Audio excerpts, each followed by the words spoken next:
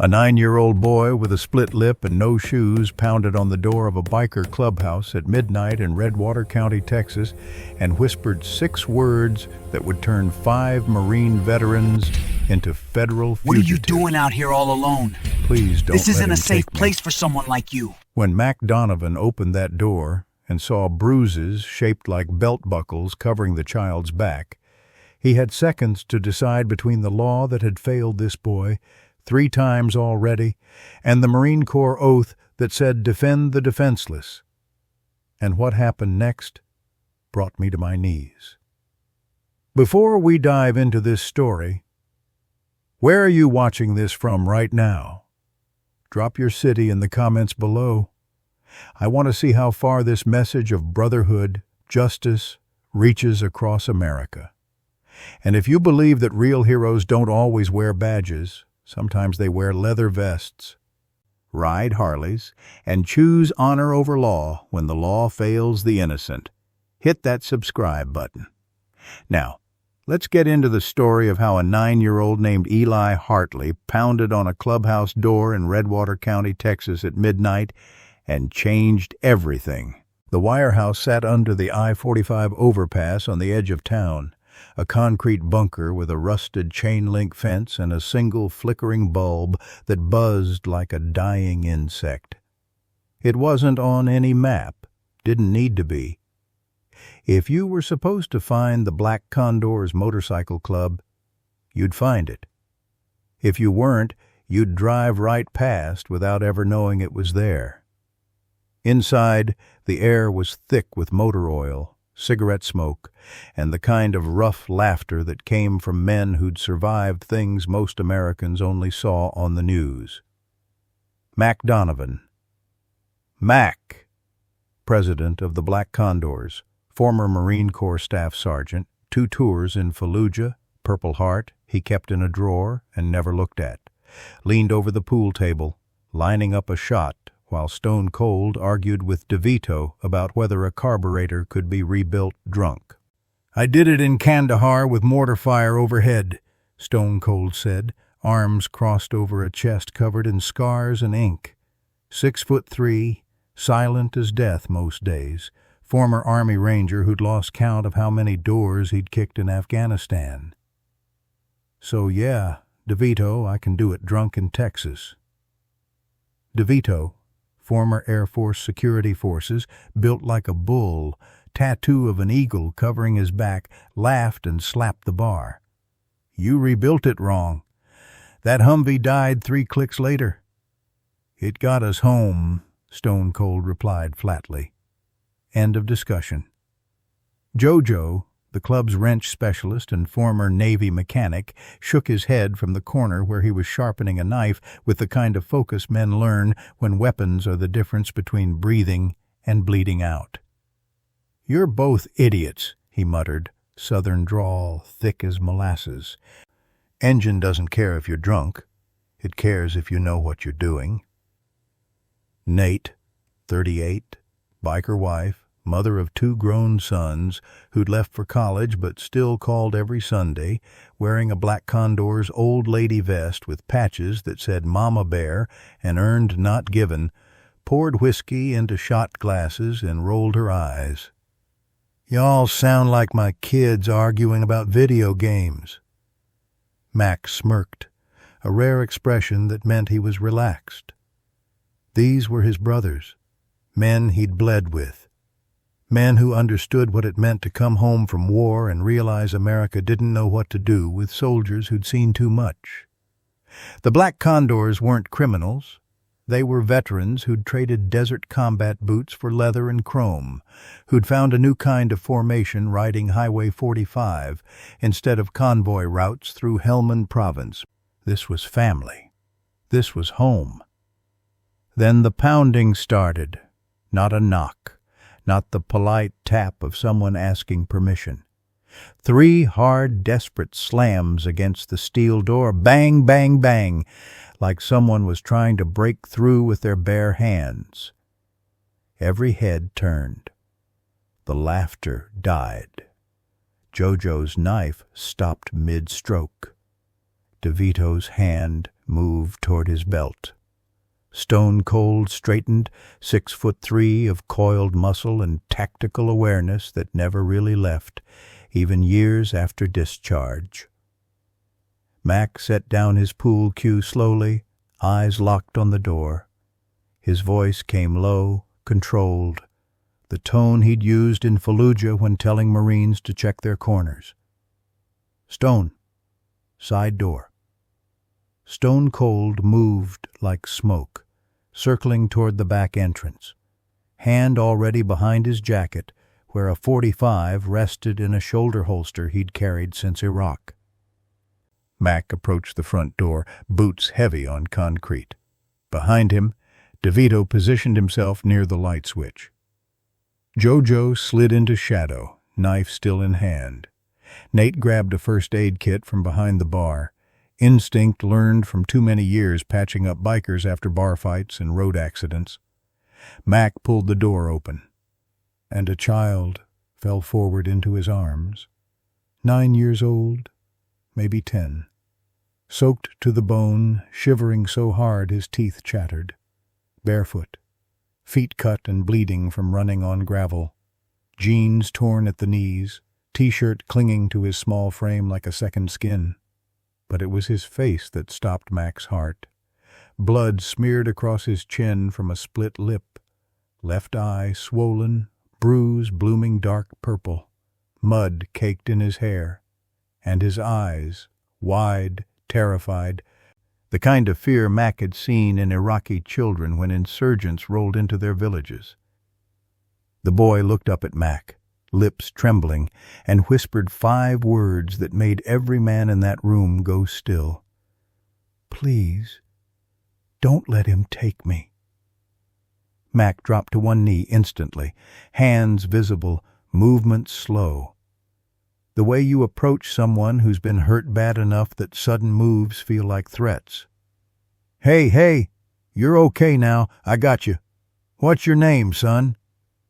The boy swallowed hard, voice barely audible over the rain hammering the roof. Eli." Nate rushed over, wrapping a blanket around him, maternal instinct overriding everything else. "Baby, what happened? Who's trying to take you?" Eli's breath hitched. "My dad." The temperature in the room dropped 10 degrees. Mac kept his voice steady. "Did he hurt you?" Eli nodded, then slowly lifted his shirt with trembling hands. Bruises covered his torso. Old ones, yellow and fading. New ones, purple and angry. Some shaped like belt buckles, some shaped like fists, a road map of violence written on a child's body. Nate's face went from concern to controlled rage in half a second. Jesus Christ! Then headlights cut across the wall, bright, harsh, coming fast. DeVito moved to the window, peered through the gap in the boards. "Truck, coming in hot." Mac stood, every instinct from 2 tours in Iraq kicking in. He looked at Stone Cold, who'd materialized from the shadows, face carved from stone, ready. Outside, an engine revved.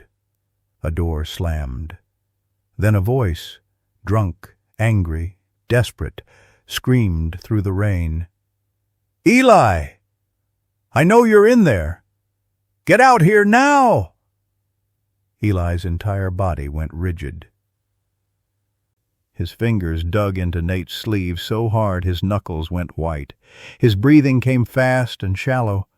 Panic attack forming, the kind Mac had seen in Marines after IEDs.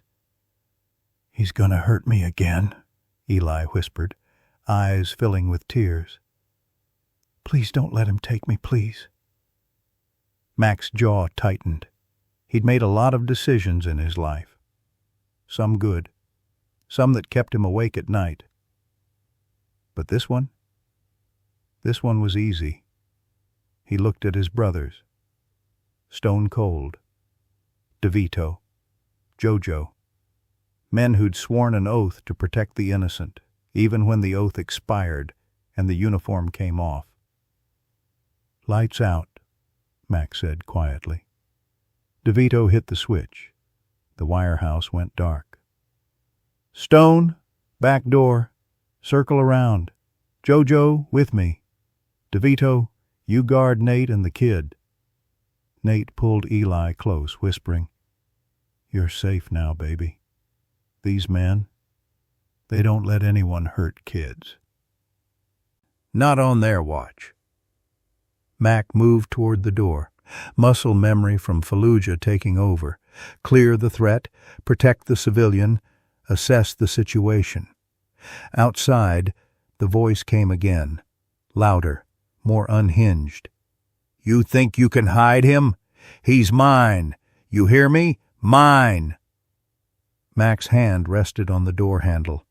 Behind him, Jojo positioned himself with a wrench, the same wrench he'd used to fix Humvees under fire, now a weapon if needed. Stone Cold's voice crackled over the radio clipped to Mac's belt. "In position. Give the word."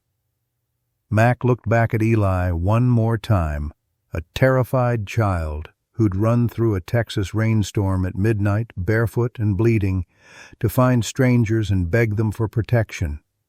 And Mac Donovan, former Marine, president of the Black Condors, man who'd promised to defend the defenseless even after the military didn't need him anymore, made a decision that would change everything.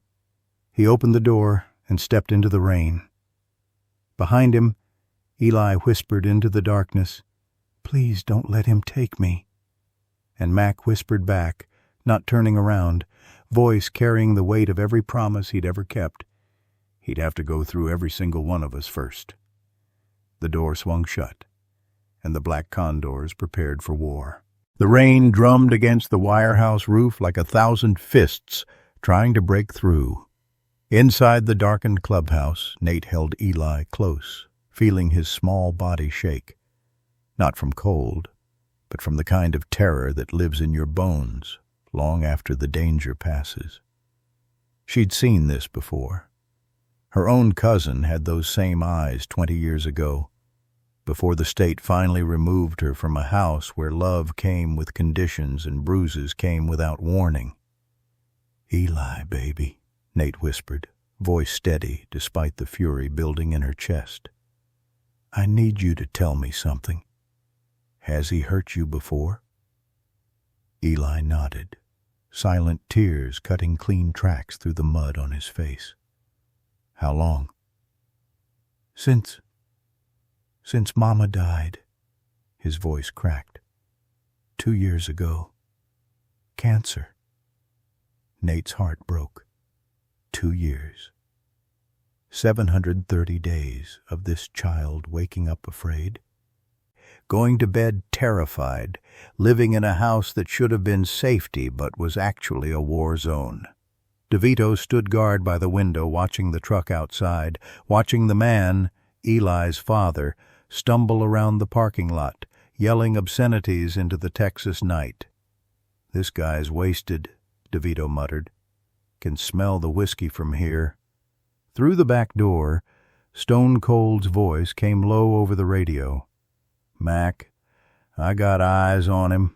Erratic movement, aggressive posture, no visible weapons, but he keeps reaching for his waistband." Outside, Mac stood in the rain, arms crossed, 6 feet of Marine Corps authority and biker brotherhood standing between a drunk man and a terrified child.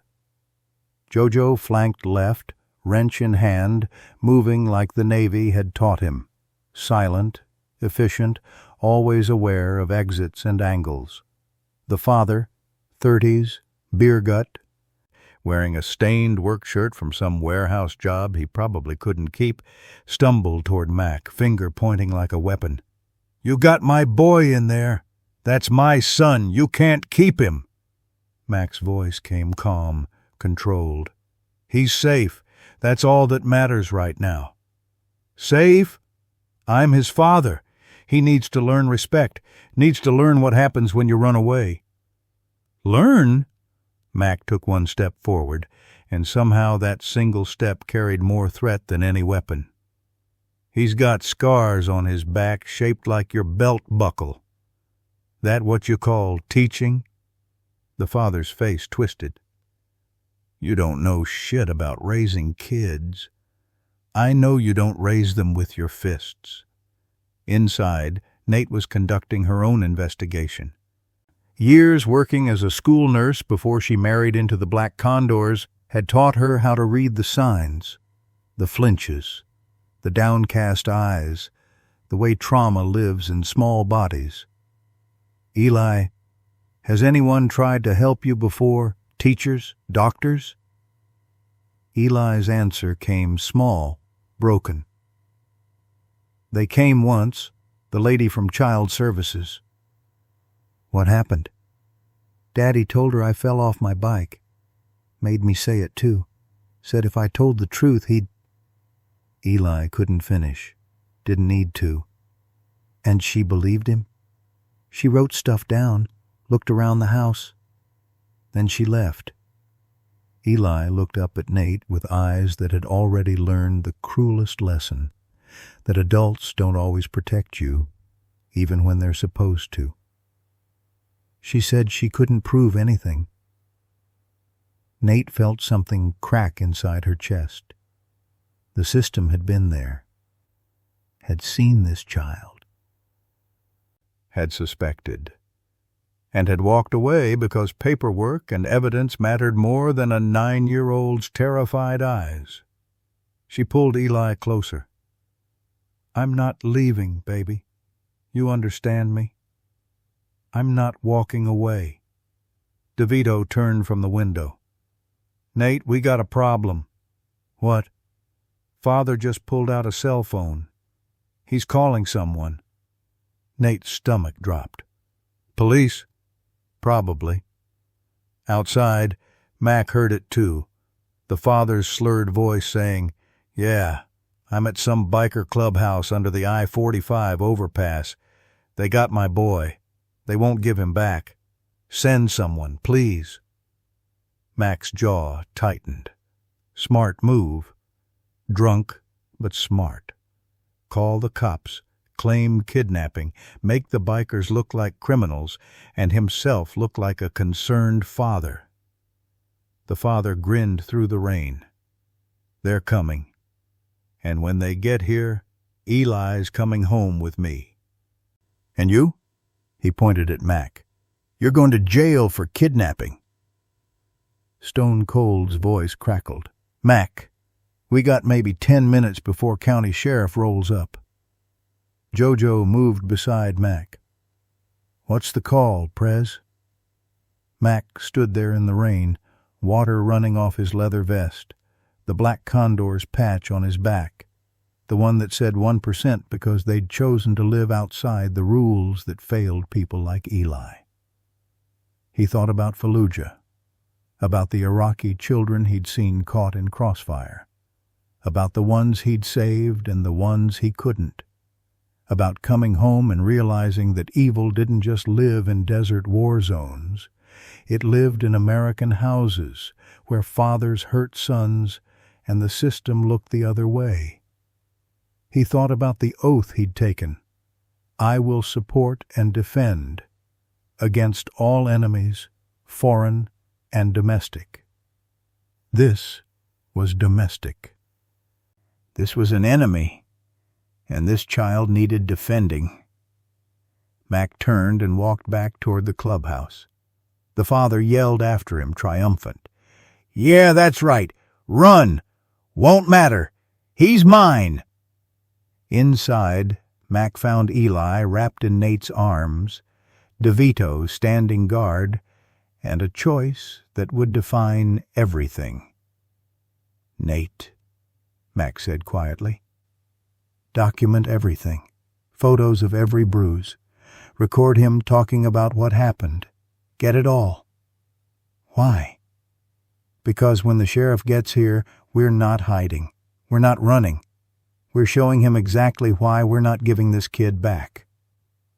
Nate nodded and pulled out her phone, starting to photograph Eli's injuries with the clinical precision of someone who'd done medical documentation before. Eli looked up at Mac. "Are you going to let them take me?" Mac knelt down, eye to eye, the way good men talk to children.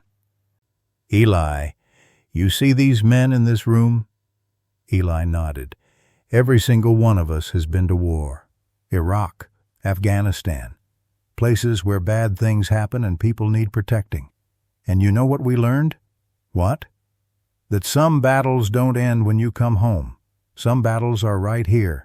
And sometimes protecting the innocent means standing up to people who think laws matter more than lives."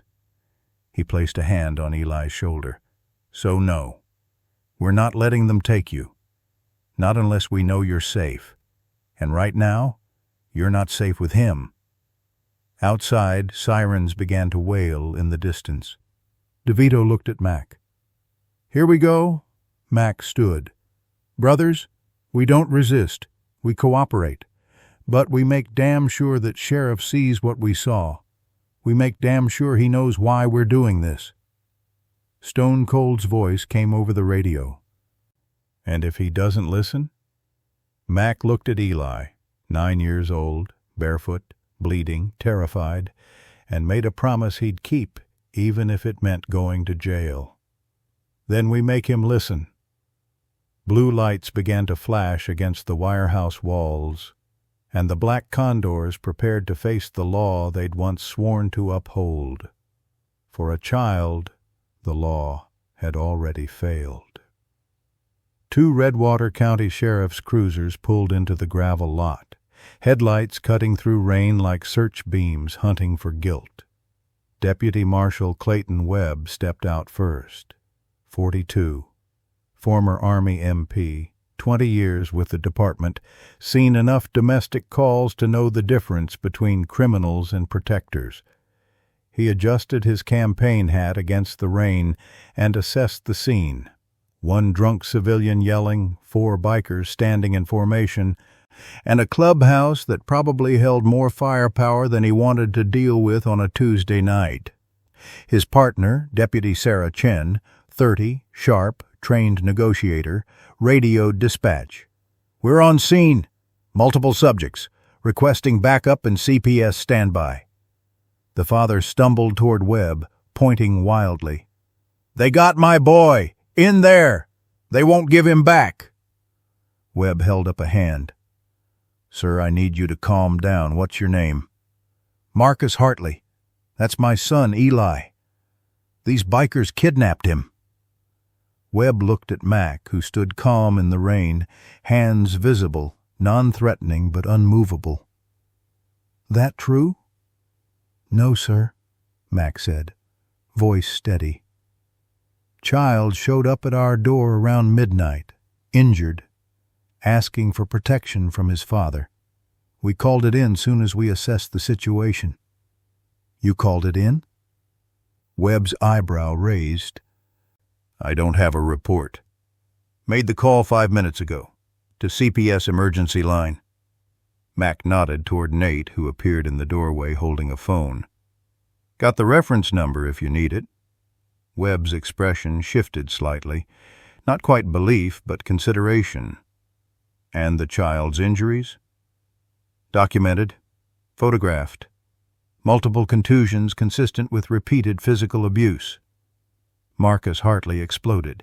"He fell! Kids fall! You can't just steal someone's kid because he's clumsy!"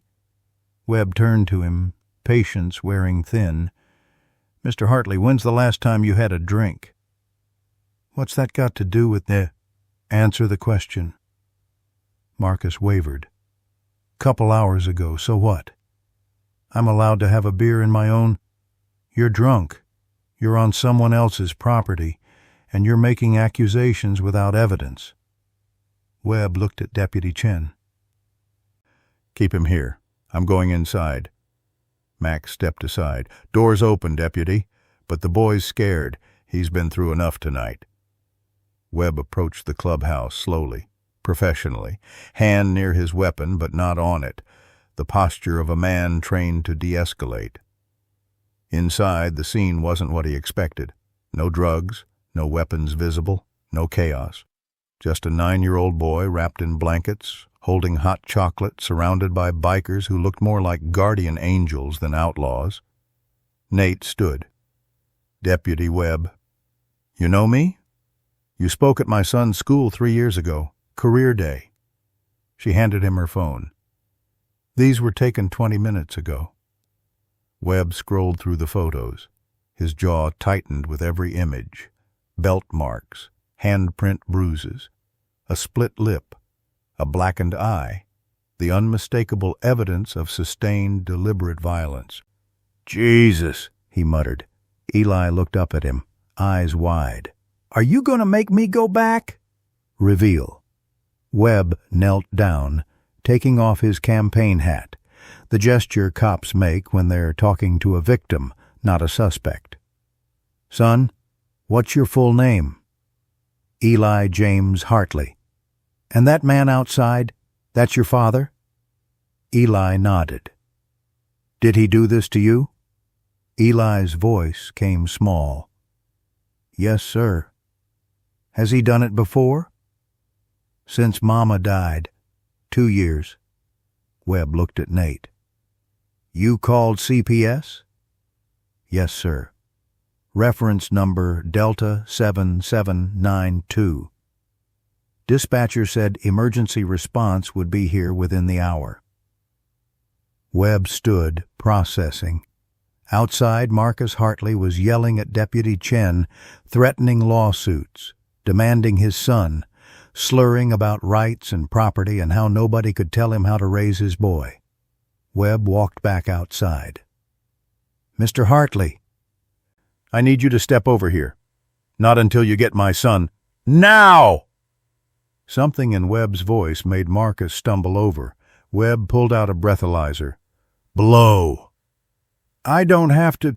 You're on private property, intoxicated, making threats. I can arrest you right now for public intoxication and disturbing the peace. Or you can blow into this device. Your choice. Marcus blew. The device beeped. 14. BAC. Nearly twice the legal limit. Webb's expression hardened. Mr. Hartley, you're under arrest for public intoxication. What? You can't. I'm the victim here. Turn around. Hands behind your back. As Webb cuffed him, Marcus screamed obscenities, threats, promises of lawyers and lawsuits. Deputy Chen read him his Miranda rights while he kicked gravel and spit rain. Mac watched from the doorway, stone-faced. Webb approached him. That boy's not going anywhere tonight. CPS will make the call when they arrive. But between you and me, he lowered his voice, you did the right thing. And if CPS tries to send him back before a proper investigation, I'll personally intervene. Why? Mac asked. Webb looked at the cruiser where Marcus Hartley sat screaming. Because 20 years ago, I responded to a domestic. Little girl, 7 years old, covered in bruises. Father said she fell. We believed him. 2 weeks later, she was dead. His voice cracked. I don't make that mistake twice. He turned to leave, then stopped. Mac. It is Mac, right? Yes, sir. You served? Marines. Fallujah. 2 tours. Webb nodded. Army MP, Kandahar. He extended his hand. Thank you for your service. And thank you for protecting that kid. They shook, veteran to veteran. Protector to protector.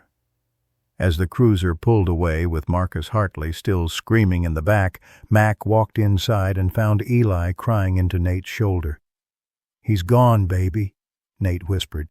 He can't hurt you anymore. Eli looked up at Mac.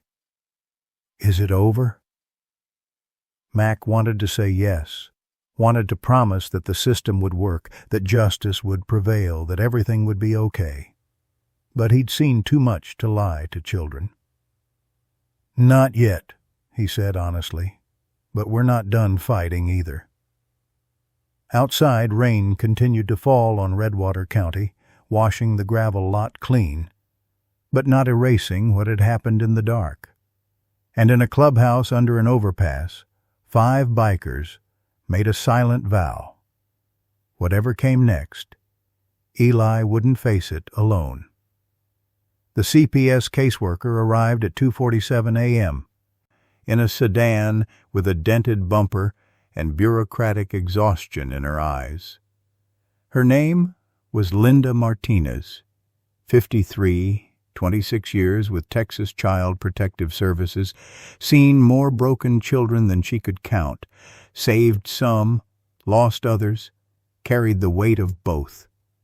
She stepped into the wirehouse carrying a clipboard, a laptop, and the kind of weariness that comes from fighting a system designed to move slowly while children suffer quickly.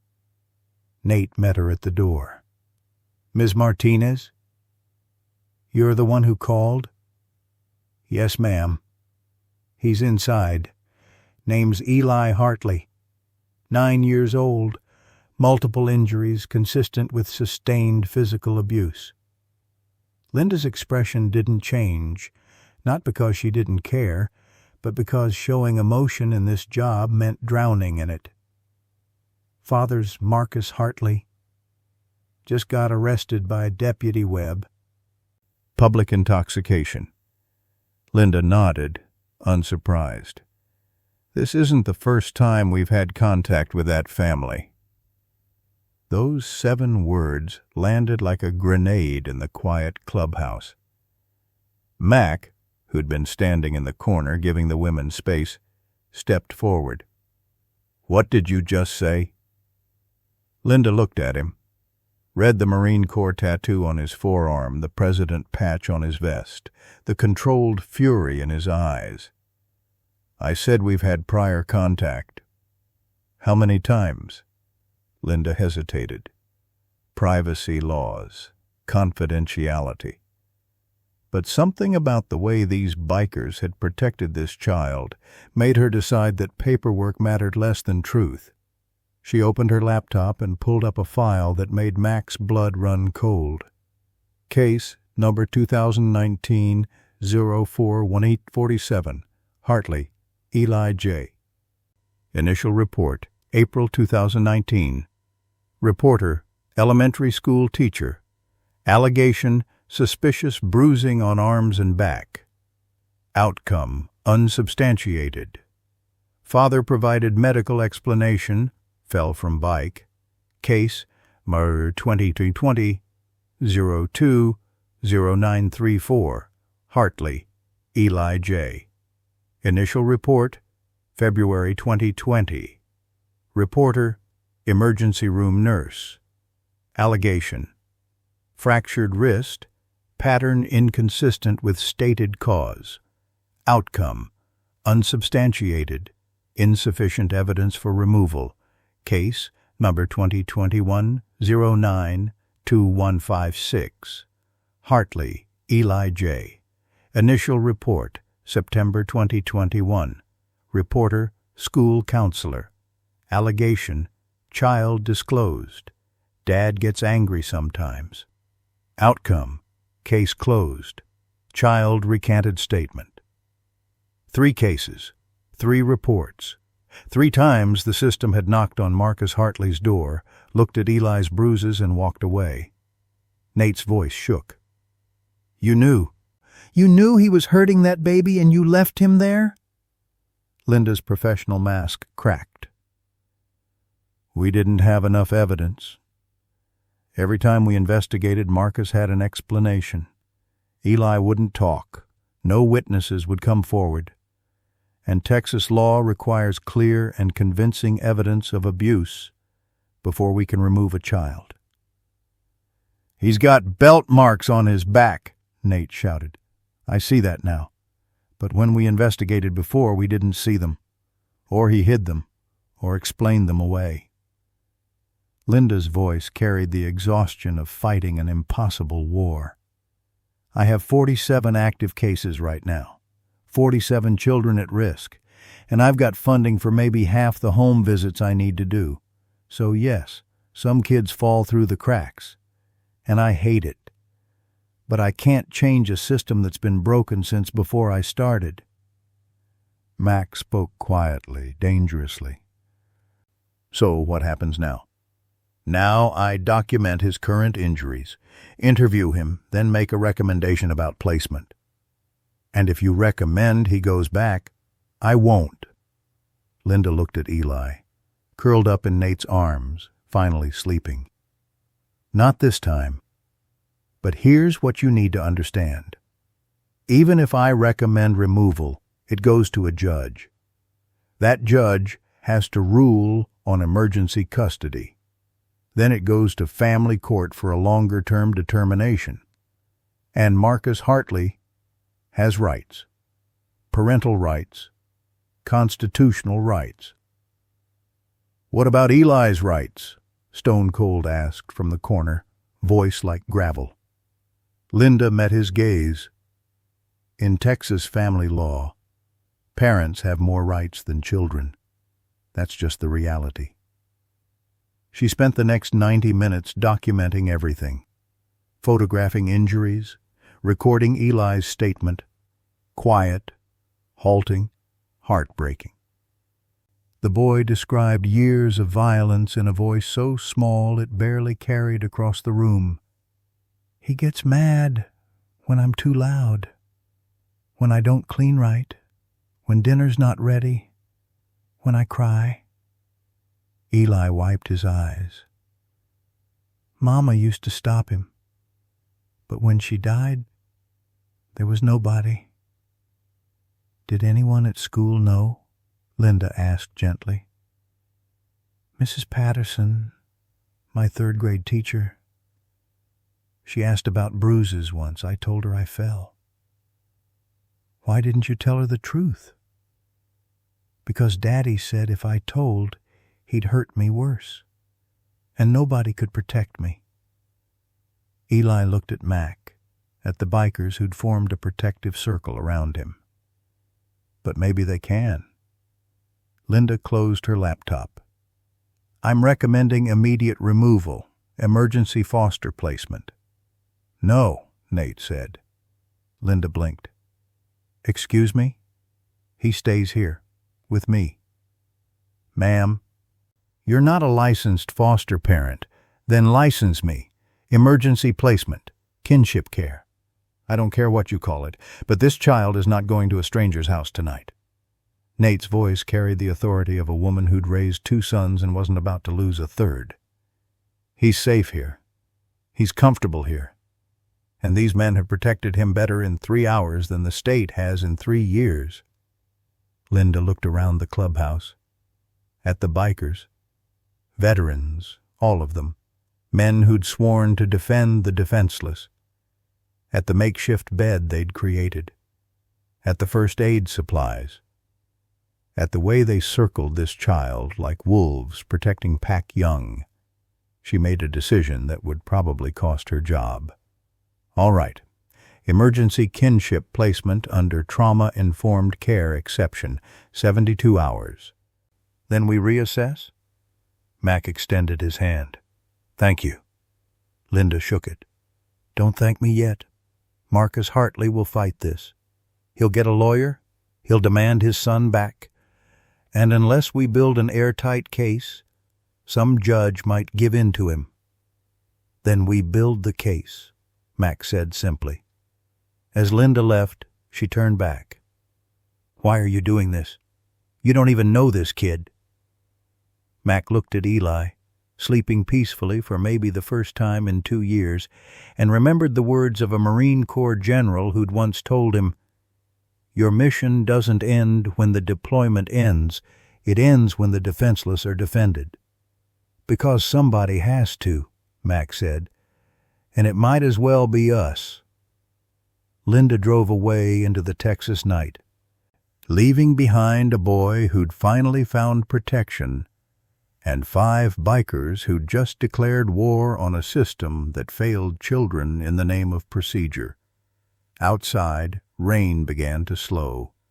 Dawn was still hours away. But for Eli Hartley, morning had already come. Dawn broke over Redwater County like a wound opening. red sky bleeding through gray clouds, the kind of morning that promised storms. Mac stood outside the wire house at 6:13 a.m., cigarette burning between his fingers, watching I-45 traffic build as Texas woke up and went to work. He hadn't slept. None of them had. Stone Cold was inside making coffee strong enough to strip paint. DeVito was on his third pot already. Jojo sat at the workbench cleaning his knife for the fifth time. The nervous energy of a man trained for combat but stuck waiting. And Eli slept on the couch, curled under blankets Nate had tucked around him like armor against nightmares. Mac's phone buzzed. Text from Deputy Webb. Judge Thompson reviewing emergency custody petition. Hearing set for 9 a.m. Marcus Hartley, lawyered up. Public defender pushing for immediate return of child. You need to be there. Mac crushed the cigarette under his boot and walked inside. The clubhouse smelled like motor oil, coffee, and the kind of tension that builds before battles. "Brothers," Mac said quietly, "we got a situation." Stone Cold, DeVito, and Jojo looked up. Nate appeared from the back room where she'd been watching Eli sleep. Mac continued. "Judge hears Marcus Hartley's petition in 3 hours. His lawyer's arguing parental rights, claims we kidnapped Eli, says the boy was never in danger." "Bullshit," DeVito growled. "Kid's got bruises that tell a different story." "I know. But here's the reality. In Texas, parents have constitutional rights to their children. Judges bend over backward to keep families together, even broken ones. Even dangerous ones." Stone Cold's jaw tightened. "So we just hand him over?" "No." Mac's voice carried the weight of command he'd learned leading Marines through Fallujah firefights. "We fight, but we do it smart. We show up at that courthouse. We present evidence. We let Linda Martinez make her case. And if the judge rules against us, then what?" Nate asked, voice cracking. "We just let that monster take him?" Mac was quiet for a long moment. Outside, the sky darkened. Storm clouds rolling in from the Gulf, the kind that turned Texas roads into rivers and made visibility drop to nothing. He looked at his brothers.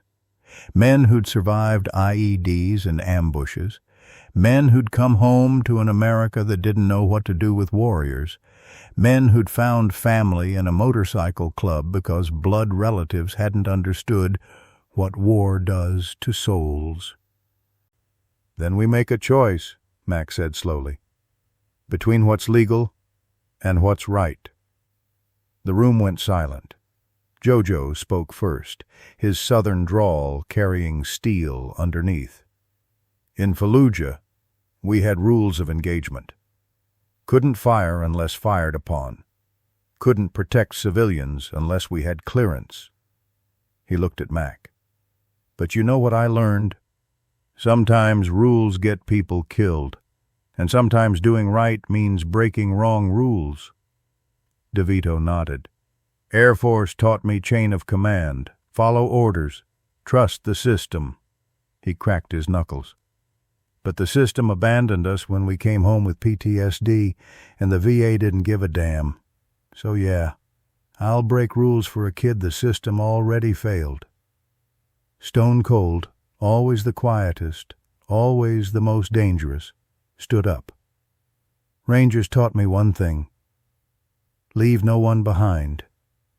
We didn't leave wounded soldiers in Kandahar. We're sure as hell not leaving a wounded kid in Texas." Nate wiped tears. "I took an oath as a nurse. First, do no harm. Sending Eli back to Marcus Hartley would be harm. So I don't care what the judge says. That boy doesn't go back." Mac looked at each of them, his family, his brothers and sisters, in everything but blood. Then he walked to the wall where the Black Condor's charter hung framed. A document signed by 15 veterans in 2003 who'd come home from Iraq and Afghanistan and decided brotherhood mattered more than bureaucracy. At the bottom, one line stood out. We ride for those who can't ride themselves. We protect those the system forgets. And we answer to honor, not law. Mac turned back. If we do this, if we defy a court order, we become outlaws. Real ones, not the 1% patch kind. We risk arrest, prison time, losing everything we've built. He paused. But if we don't, Eli goes back to a man who's been hurting him for 2 years. And next time we see his name, it'll be in an obituary. The choice wasn't really a choice. It never had been. So here's what we do, Mac said, voice calm but absolute. We show up at court. We fight legally first. We give the system one last chance to do the right thing. And if it doesn't? DeVito asked. Mac walked to the window and looked at the storm clouds gathering, dark, heavy, inevitable. Then we ride. We take Eli somewhere safe, somewhere Marcus can't find him, and we disappear until we can figure out how to make this right. Where? Nate asked. Old Man Randall's place, 200 acres in East Texas, off-grid, no cameras, no trail. Randall owes me from Fallujah. I carried him 3 clicks with a bullet in his leg. He'll hide us. Stone Cold nodded slowly. How long? Long as it takes. Could be days. Could be weeks. Could be until Marcus Hartley's in prison, where he belongs. Jojo stood. I'm in. DeVito cracked his neck. Me too. Stone Cold grabbed his vest. All the way. Nate looked at Eli, still sleeping, peaceful for the first time in years. He's my son now. I don't care what any judge says. So yeah, I'm in. Mac felt something shift in the room, not just agreement, but commitment. The kind soldiers make before walking into fire. The kind that says we do this together or we don't do it at all. He pulled out his phone and made 3 calls. First, Linda Martinez. We'll be at the hearing, but if it goes wrong, you never saw us leave. Second, Old Man Randall. I need the cabin, and I need you to forget we were ever there. Third, Deputy Webb. You're a good cop, so I'm asking you not to follow us if things go sideways, for Eli's sake. Webb's answer came after a long pause. I didn't hear that, and if I did, I wouldn't remember it. But Mac, don't make me regret trusting you. Mac hung up and looked at his crew. Gear up. Court's in 2 hours. After that, we either celebrate justice or we run from it. They moved with military precision, packing supplies, fueling bikes, loading Nate's SUV with enough provisions for a week off-grid. Stone Cold checked weapons, legal carry, nothing that would give cops an excuse. DeVito prepped escape routes using old Air Force evasion training. Jojo made sure every bike was road-ready. And Nate sat with Eli as he woke up, gently explaining that today would decide his future. Are they going to make me go back? Eli asked, voice small. Nate looked him in the eyes. No lies, no false promises. Not if we can help it, baby. Not if we have to ride to the end of the world. Would you really do that? For me? Nate pulled him close. In a heartbeat. At 8:30 a.m. they mounted up. 6 bikes, 1 SUV, storm clouds overhead, and a choice ahead that would either prove the system worked or prove that sometimes the only justice comes from people willing to risk everything. Mac looked at his crew one last time, Whatever happens in that courtroom, we're family, and family doesn't abandon family. Stone Cold raised 2 fingers down. The biker salute. The others returned it. Then they rode toward the Redwater County Courthouse, not knowing if they'd leave free or if they'd have to run, but knowing one thing for certain: Eli Hartley would never be hurt again, not on their watch. Judge Sarah Thompson's gavel fell at 11:47 a.m. and Mac Donovan knew they'd just lost. Emergency custody petition denied, insufficient evidence of imminent danger, child to be returned to biological father pending full investigation. The courtroom erupted. Linda Martinez shot to her feet. Your Honor, this child has documented injuries, which the father explains as accidental. Mr. Hartley has no prior convictions. CPS has investigated 3 times without substantiation. I will not separate a family on the word of motorcycle club members who may have their own agenda. Mac's fists clenched. Beside him, Stone Cold's jaw worked like he was chewing glass. DeVito stared straight ahead, the kind of dangerous calm that came before violence. Jojo's hand moved to his belt, not for a weapon, but for the truck keys. In the gallery, Marcus Hartley grinned. His public defender, a tired-looking woman who'd probably argued this case 100 times, gathered papers. Your Honor, my client requests immediate return of his son. Judge Thompson nodded. Bailiff, please escort the child to his father. Nate stood up, Eli clinging to her. No, you can't. Ma'am, sit down or I'll hold you in contempt. Mac grabbed Nate's arm gently. Not here. Not like this. He looked at Eli, 9 years old, eyes wide with terror, understanding that the adults with robes and gavels had just sentenced him back to hell. Mac leaned close and whispered 5 words. We're not done fighting yet. Then louder, for the bailiff. We'll bring him out. Give us a minute to say goodbye. The bailiff hesitated, looked at Judge Thompson. She nodded. 5 minutes, in the hallway. They filed out. Mac, Nate, Eli, Stone Cold, DeVito, Jojo. Marcus Hartley followed with his lawyer, grinning like he'd won the lottery.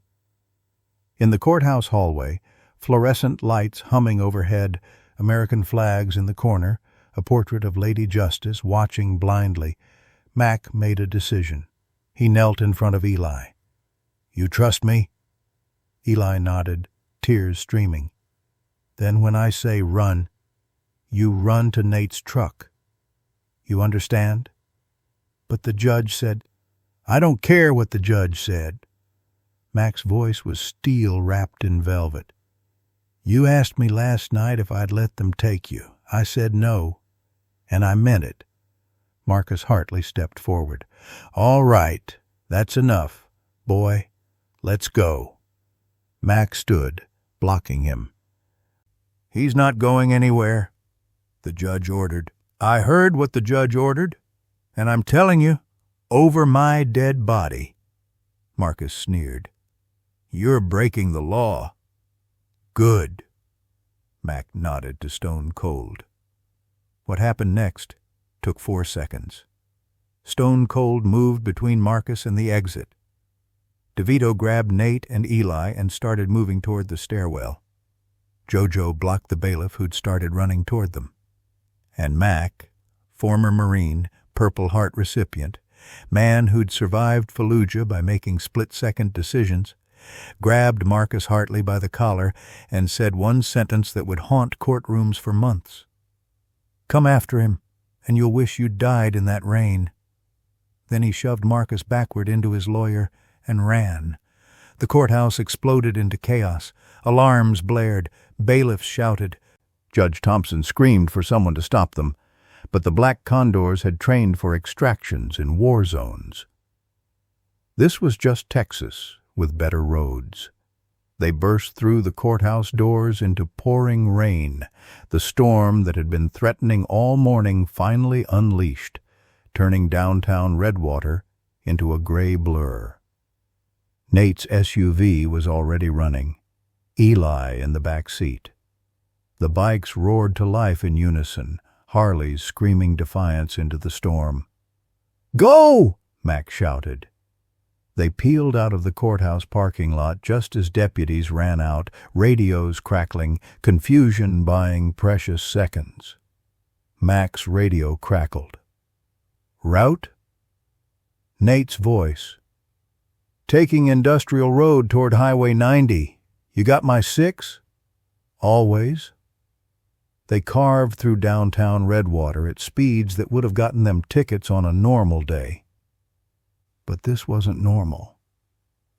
This was 5 veterans and 1 nurse kidnapping a child from court-ordered custody because the law had failed and honor demanded better.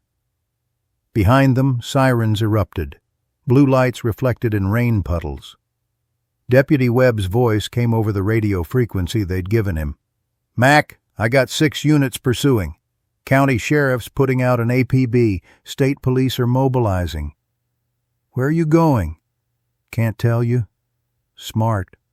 Webb paused. "Listen, I'm not pursuing. I'm going to have radio trouble for the next 20 minutes. But after that, I have to do my job.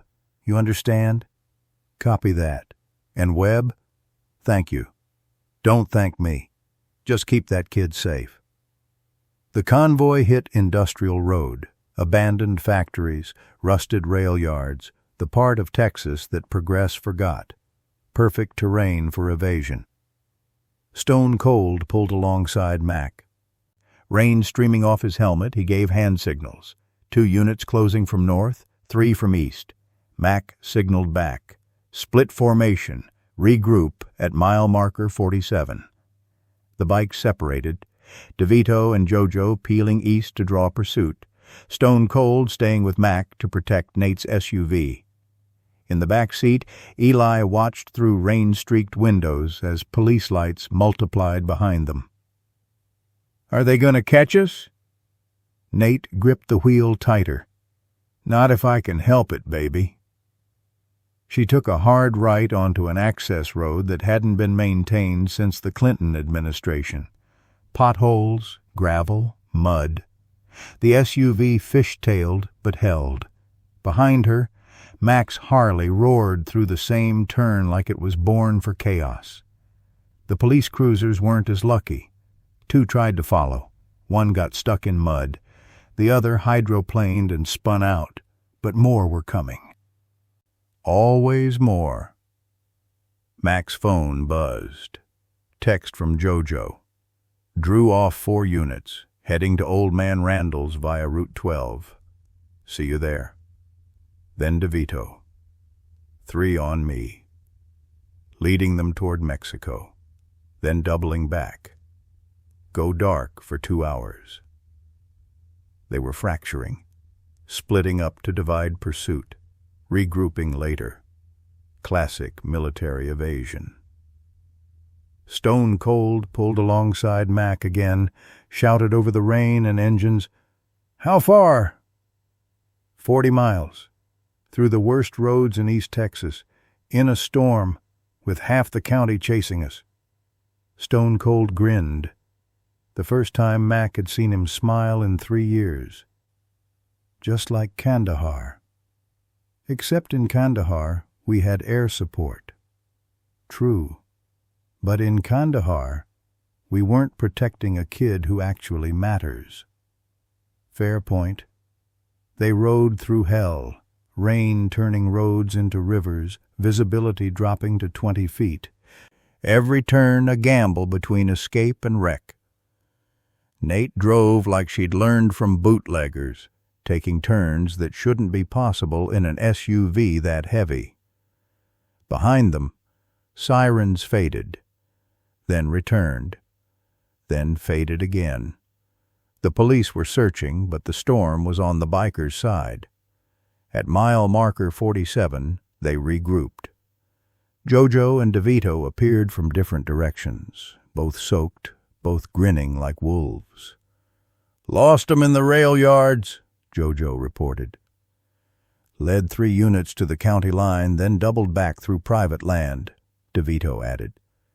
"They got no idea where we are." Mac checked his phone. Messages flooding in. APB issued. Federal kidnapping charges discussed. FBI potentially involved. They'd crossed a line. There was no going back. "Randall's place is 12 miles north," Mac said. "We go dark. No phones, no radios. No contact with anyone outside the club." "For how long?" Nate asked. "Until we figure out how to make this right. Or until we accept we can't." Eli looked up from the back seat. "I'm sorry. I didn't mean to—" "Stop," Mac said firmly but gently. "You didn't do this. Adults did. The system did. And we're fixing it the only way we know how." They rode the final 12 miles in silence, engines muted, lights off, navigating by memory and GPS through back roads that didn't appear on maps. And when they finally pulled into Old Man Randall's property, 200 acres of East Texas pine forest, a cabin so far off grid it might as well be in another century, Mac looked at his crew and realized they'd just become outlaws. Not the 1% patch kind, the real kind. The kind who'd sacrificed everything for a child the law wouldn't protect. Old Man Randall stood on the porch, shotgun in hand, gray beard, eyes that had seen Vietnam and survived. He looked at Eli, looked at the bikers, and nodded once. "Cabin stocked. You got 3 weeks. Maybe more if you're smart. And if the law comes asking?" Randall spit tobacco. "I'm an old man with a bad memory. Didn't see nothing. Didn't hear nothing." Mac extended his hand. "Semper Fi, old man." "Semper Fi, Marine." They unloaded, fed Eli, got him warm, and as the storm raged outside and half of Texas searched for them, the Black Condors made one final vow. They'd gone too far to turn back, so they'd go all the way. The cabin smelled like pine, wood smoke, and the kind of silence that only comes from being truly hidden. Old Man Randall's property sat in the piney woods of East Texas, 20 miles from the nearest paved road, surrounded by forests so thick that satellite surveillance couldn't penetrate the canopy. The cabin itself was built in the 1950s by Randall's father, a Korean War vet who'd wanted to disappear after seeing what men do to each other.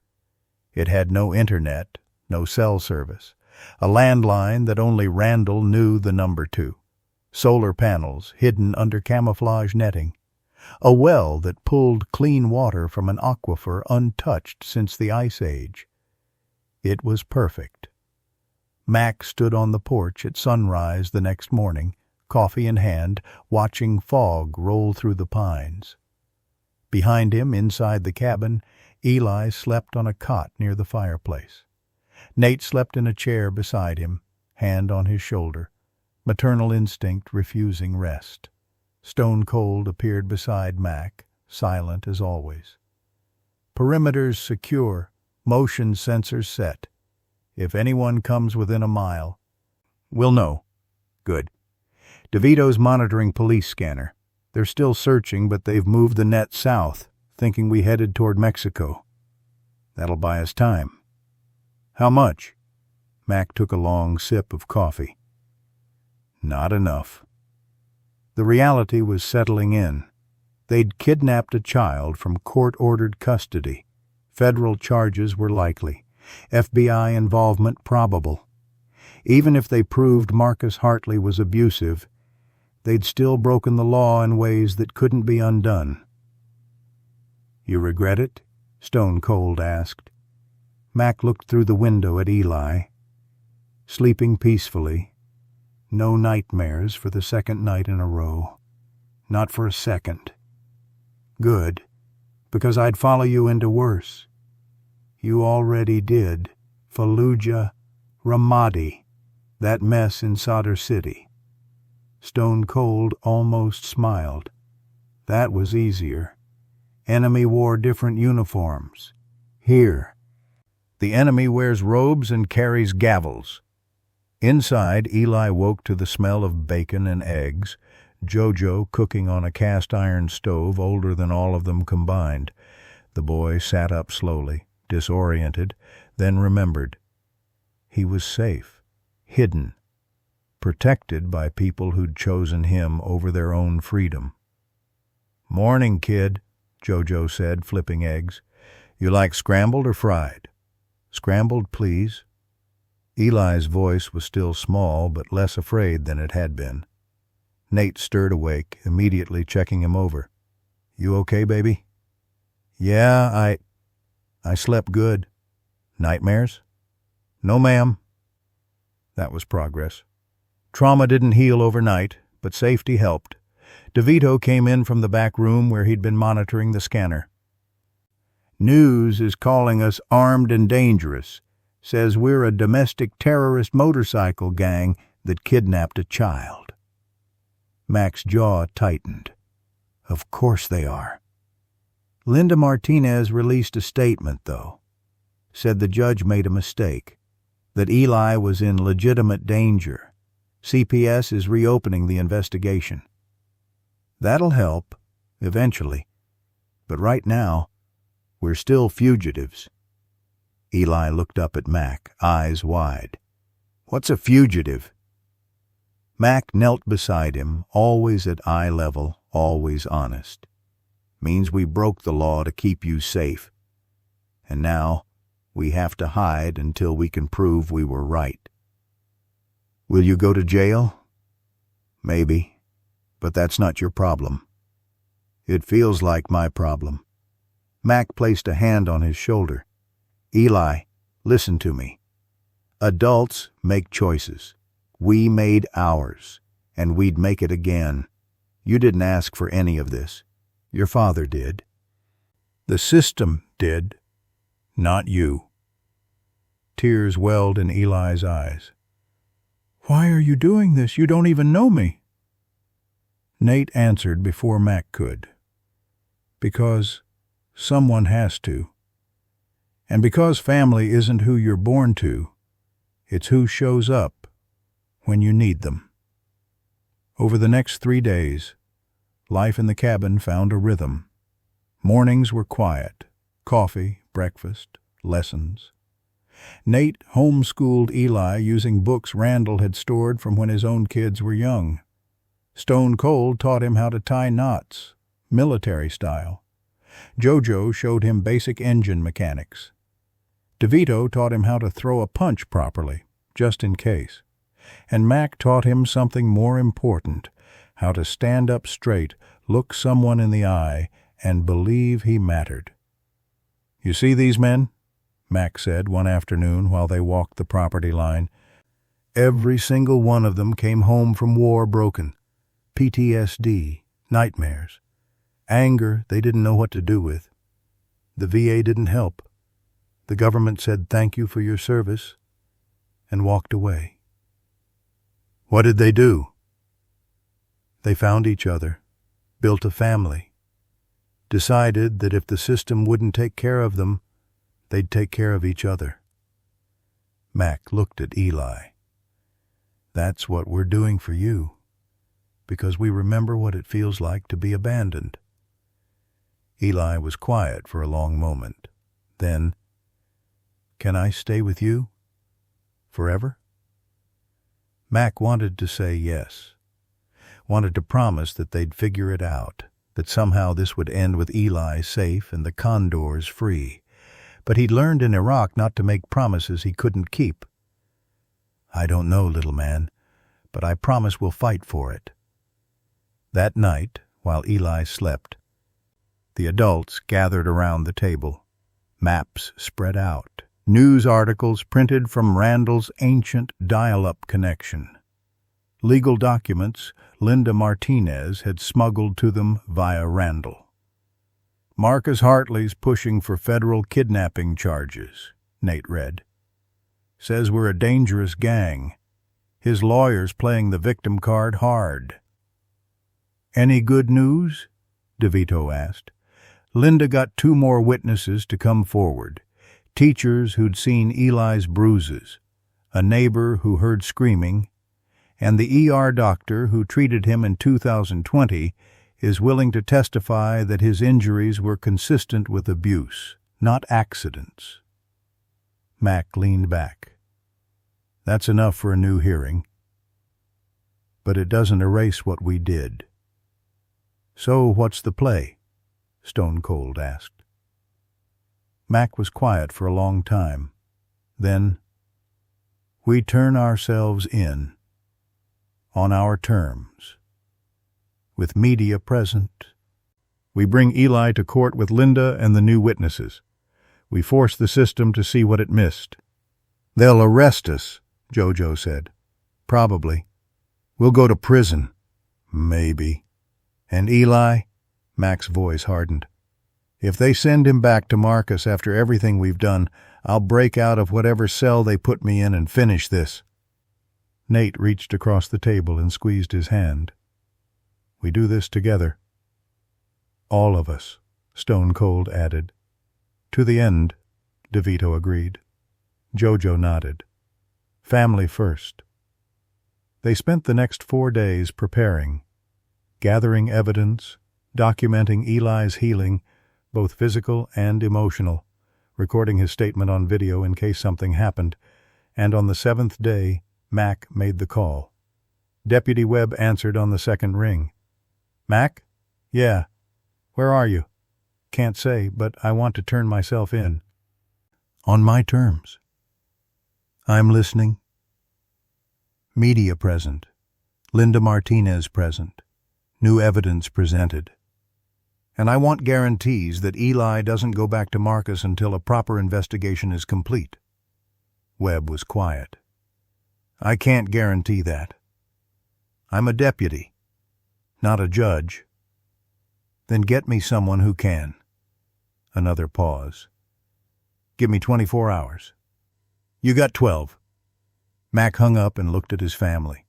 Biological and chosen, blood and loyalty, the kind that couldn't be broken even by prison walls. We ride at dawn, he said, and the Black Condors prepared for their final stand. They rode into Redwater County at 9:17 a.m. on a Tuesday morning, 6 motorcycles in perfect formation with the sun at their backs and half the state's law enforcement waiting.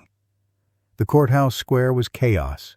News vans from Dallas, Houston, San Antonio, even a CNN truck parked on Main Street, reporters with cameras, protesters with signs. Some read, "Protect our children." Others read, "Bikers are heroes." A few read, "Lock them up." Deputy Webb stood on the courthouse steps in full uniform, 30 officers behind him, hands near weapons but not on them. To his left stood Linda Martinez with a briefcase full of evidence. To his right, a woman Mac didn't recognize. 50s, sharp suit, the kind of presence that said, "I make decisions that matter." Mac pulled his Harley to a stop, 20 feet from the steps. Behind him, Stone Cold, DeVito, and Jojo formed a protective V. Nate's SUV pulled up last, Eli in the back seat, small face pressed against the window. Mac dismounted slowly, hands visible, movements deliberate. He removed his helmet and looked Deputy Webb in the eye. "We're here." Webb nodded. "Mac Donovan, you're under arrest for custodial interference, contempt of court, and felony evading. You have the right to remain silent. I know my rights." Mac extended his wrists. "But before you cuff me, I want 5 minutes with whoever's making decisions about that boy." The woman in the suit stepped forward. "I'm District Attorney Catherine Reeves, and you don't get to make demands, Mr. Donovan. Then let me make a request. 5 minutes, on camera, for Eli. Then you can throw me in whatever cell you want." Reeves studied him, this Marine veteran turned outlaw. This man who'd risked everything for a child who wasn't his. She looked at the cameras, at the crowd, at the optics of arresting someone without letting them speak. 3 minutes, she said. And if you run, I won't. Reeves gestured to the courthouse steps. A podium had been set up. American flag behind it, Texas flag beside it, the symbolism intentional. Mac walked to it like he was walking to a court-martial, shoulders back, eyes forward. The cameras focused. The crowd quieted. And Mac Donovan, former Marine Corps Staff Sergeant, president of the Black Condors MC, spoke truth to power in a way that would be replayed on every news network in America. My name is Mac Donovan. 7 days ago, a 9-year-old boy named Eli Hartley collapsed at my clubhouse door, bleeding, barefoot, and begging us to protect him from his father. We documented his injuries, we called CPS, we followed procedure. He paused, letting that sink in. Then a judge, without seeing the child, without hearing his testimony, without reviewing the full evidence, ordered him returned to the man who'd been beating him for 2 years. So we made a choice. We chose that boy's life over the law, and I'd make that choice again. A reporter shouted, "But you broke the law!" I did, and I'll answer for it. But let me ask you something. Mac looked directly at the camera, speaking to millions of Americans watching. When the law fails to protect the innocent, what do good people do? Do we follow rules that get children killed, or do we follow honor that keeps them alive? District Attorney Reeves stepped to the microphone. Mr. Donovan, the law exists for a reason. The law failed Eli 3 times, Mac interrupted. CPS investigated in 2019, 2020, 2021. Each time they had evidence. Each time they walked away. So forgive me if I don't trust the law to do right by a child it's already abandoned. Linda Martinez stepped forward. May I speak? Reeves hesitated, then nodded. Linda opened her briefcase and pulled out a thick file. Since the emergency custody hearing last week, I've conducted a comprehensive investigation. I've interviewed 4 teachers, 2 neighbors, an ER doctor, and a school counselor. All witnessed signs of abuse. All reported it. All were told there wasn't enough evidence. She held up photos, medical records, bruised documentation, timestamps showing a pattern of violence stretching back years. This is what the system missed. This is what these bikers saw in one night.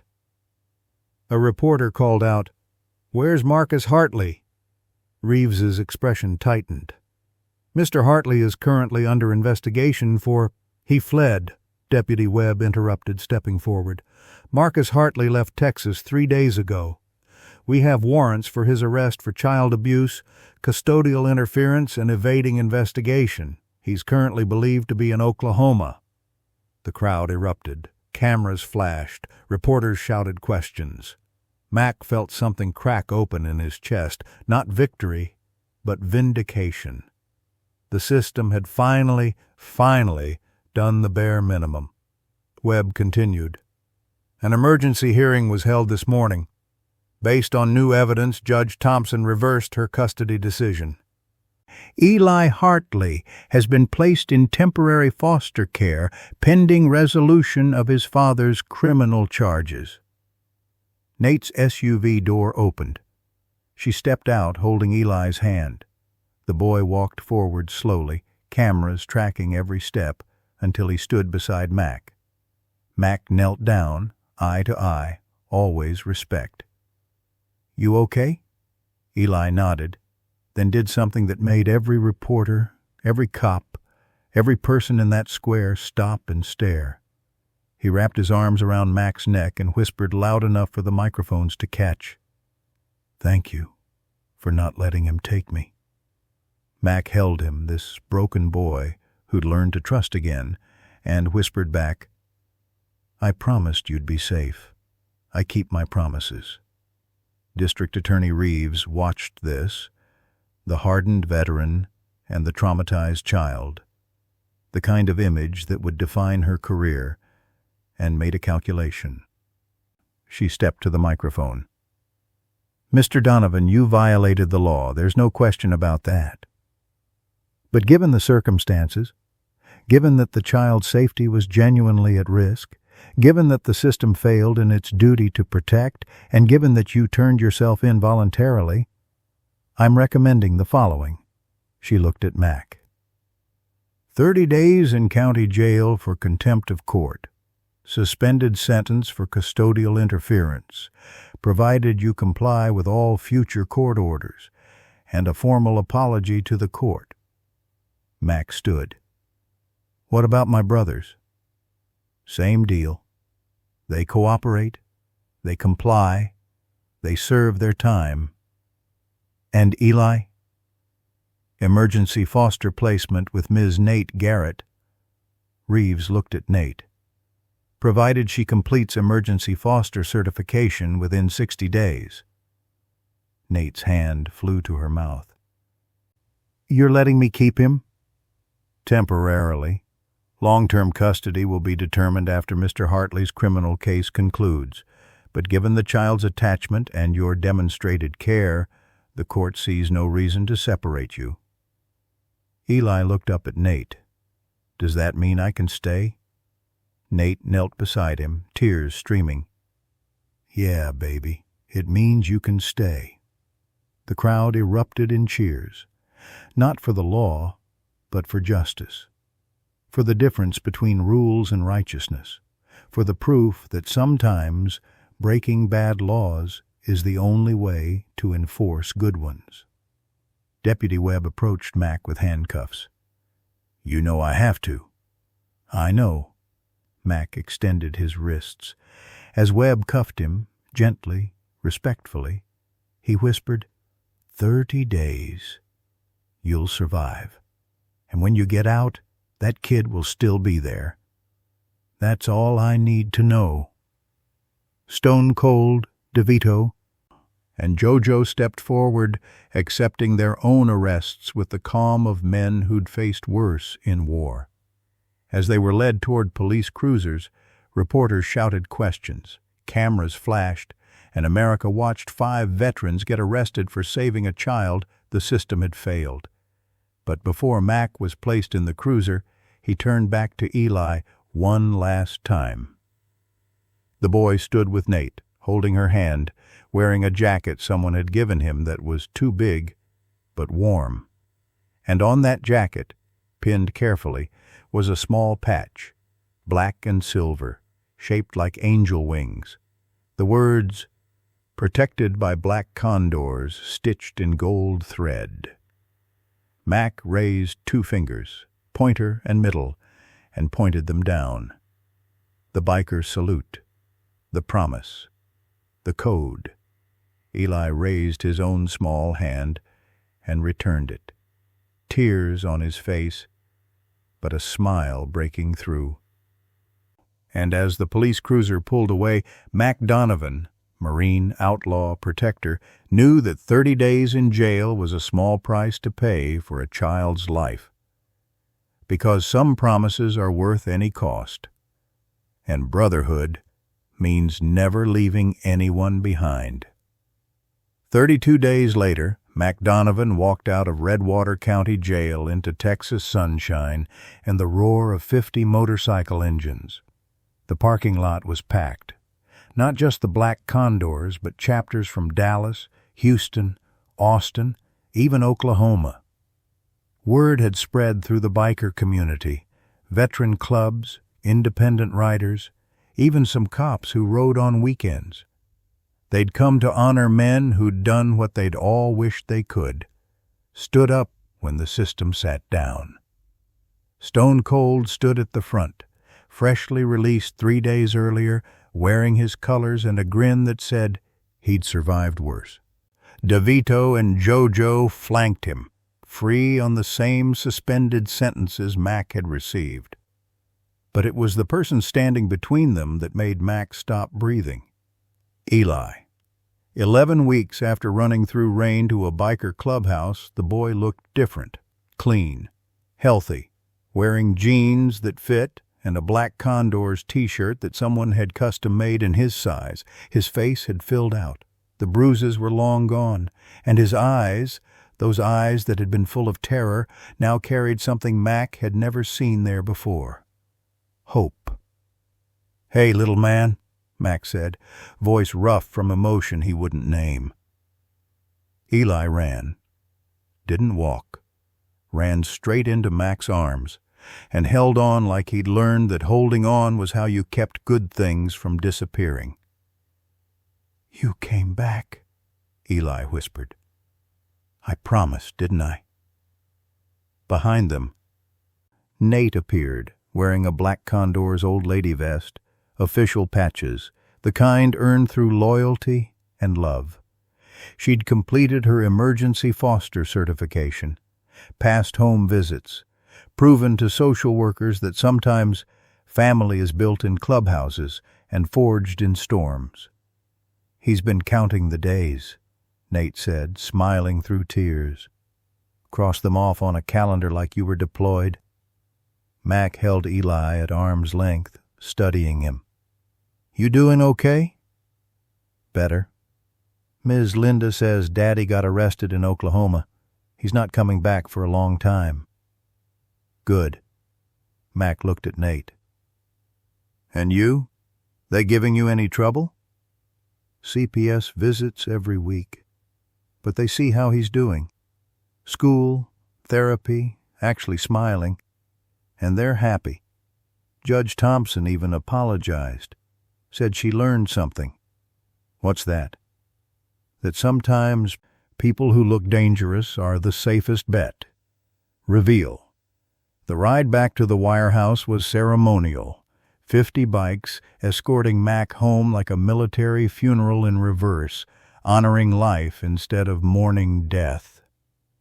They rolled through downtown Redwater, where businesses had put up signs, "Welcome home, Condors," where people stood on sidewalks waving American flags, where even cops nodded respect. At the clubhouse, they'd prepared a celebration, food, music, families, kids playing in the yard. But before the party started, there was business. Old Man Randall stood on the porch, ancient and weathered, holding something wrapped in leather. The crowd quieted as he stepped forward. "Mac Donovan," Randall said, voice carrying the authority of wars fought and survived. "You and your brothers risked everything for a boy who wasn't yours. You proved that honor don't come from following rules. It comes from doing right, even when rules say wrong." He unwrapped the leather, revealing a vest, hand-stitched, custom-made, with patches Mac recognized from Vietnam, Korea, Desert Storm. Veteran patches collected over 50 years. "This was my son's," Randall said. "He died in Fallujah, 2004. Marine Corps, like you. And I've been saving it for someone who earned it." He handed it to Mac. "You earned it." Mac took the vest with trembling hands, understanding the weight, not of leather, but of legacy, of sons lost and sons saved, of wars that never end and families that never quit. "I don't know what to say." "Don't say nothing. Just keep doing what you did. Keep protecting those who can't protect themselves." The crowd erupted in cheers, engines revving, the sound of Brotherhood affirming its own. But the most important moment came later, after the food was eaten and the sun was setting, and the party had calmed to quiet conversations around fire barrels. Eli sat on the clubhouse steps next to Mac, watching bikers and families belonging to something bigger than himself for the first time since his mother died. "Mac?" Eli asked quietly. Yeah? Ms. Nate says I can call her Mom if I want. Is that okay? Mac felt something crack in his chest. The good kind of breaking, the kind that makes room for more heart. If she says it's okay, then it's okay. What do you want to call her? Eli thought about it. Mom, because she acts like one. She takes care of me. She doesn't hurt me. She says I matter. You do matter. I know. You guys taught me that. Eli looked up. Can I ask you something else? Anything. Do you think I could be a biker someday? Like you? Mac smiled. Rare, genuine, the kind of smile that says, life surprised you with goodness. You already are, Eli. You rode through a storm to ask for help. You trusted strangers to protect you. You stood up to a judge. You're braver than most men I served with. Really? Really? Mac pulled something from his pocket, a small patch, black and silver, angel wings with the words Honorary Condor stitched in gold thread. This is yours. Earned, not given. You wear this, your family. Forever. Eli took the patch like it was made of gold and promises. Forever? That's what family means. As the Texas sun set over the wire house, casting long shadows through the I-45 overpass, painting the clubhouse in amber and gold, Mac Donovan watched Eli run to show Nate his patch. He watched her kneel down, hug him, pin it to his jacket with the care of a mother who'd finally found her son. He watched Stone Cold, DeVito, and JoJo stand together, arms crossed, satisfied smiles, the kind warriors wear when the battle's won and the innocent are safe.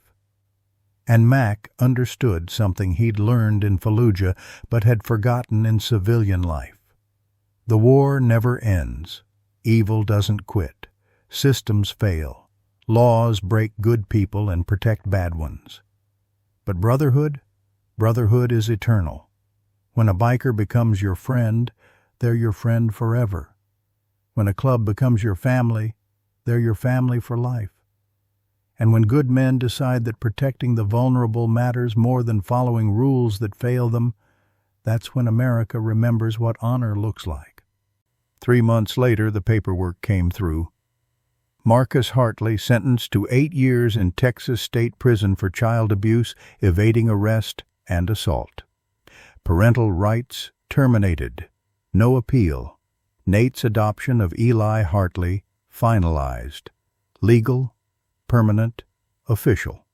And on a Saturday morning in December, under a clear Texas sky, the Black Condor's MC held a ceremony. Eli stood in the center of the clubhouse yard, wearing a vest custom-made to fit him, child-sized but real, with patches he'd earned through courage most adults never find. Mac placed a hand on his shoulder. Eli James Hartley. Now Eli James Garrett. The Black Condor's MC recognizes you as family. Honorary member. Protected by brotherhood. Carried by loyalty. Defended by honor. The club raised 2 fingers in unison. The salute, the promise, the code. Eli raised his own small hand and returned it, no longer the terrified boy who'd collapsed at their door, but a young man who'd learned that family isn't who you're born to. It's who shows up when you whisper, "Please don't let him take me," and who answers, "Over our dead bodies." Later that night, after the celebration ended and families went home and the clubhouse returned to quiet, Mac found Eli sitting on the steps again, staring at the stars. "Can't sleep?" Mac asked. "I keep thinking about that night. When I ran here, I was so scared." "I know." "But you weren't scared. None of you were." Mac sat beside him. We were terrified. But fear doesn't mean you don't act. It means you act anyway. Is that what being a biker means? Being a biker means a lot of things. It means freedom, loyalty, brotherhood. But mostly? Mac looked at Eli. It means when someone needs help, you don't ask questions, you just help. Eli nodded slowly. When I grow up, I want to be like you. Mac put an arm around him. Then be better. Be the man I wish I'd been at your age. Be the kind of person who protects others even when it's hard, even when it costs you, because that's what real strength is. I will, Eli promised. And somewhere in the Texas night, under an overpass where broken men had built family from chrome and leather and honor, a boy who'd whispered for help finally understood. He'd been heard. He'd been saved. And he'd found home. If you believe that protecting the innocent matters more than following rules that fail them, like and share this story. Subscribe now for more stories of brotherhood justice and the kind of courage that rides through storms when the system walks away. Also, check out the 2 videos showing on the screen right now, specially crafted for you.